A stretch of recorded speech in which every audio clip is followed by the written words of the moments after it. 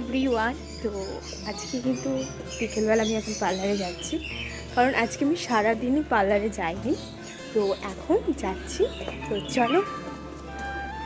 আর এই দেখো, কারণ আজকে প্রচণ্ড হাওয়া দিয়েছে, তার জন্য একটু ঘুরে আসছি।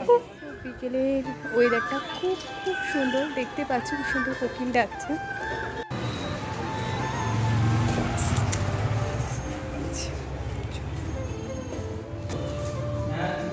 প্রচণ্ড হাঁপিয়ে গেছি।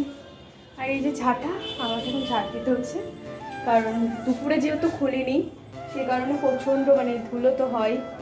তো চলো।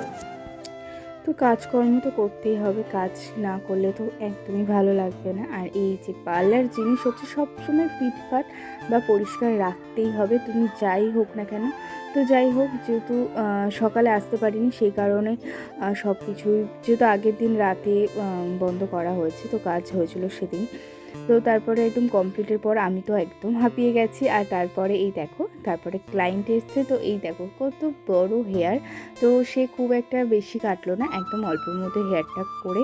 তো তোমাদের কেমন লাগলো আমার হেয়ার কাটটা? আর এই যে তারপরে আরও একটা ক্লায়েন্ট এসে, তো যাই হোক, সে আমাদের খুব রিলেটিভের মধ্যে, তার জন্য সে টাটা দিল। আর তোমাদের যদি আমার ভিডিও ভালো লেগে থাকে তাহলে লাইক, কমেন্ট বা শেয়ার করো। টাটা সবাইকে।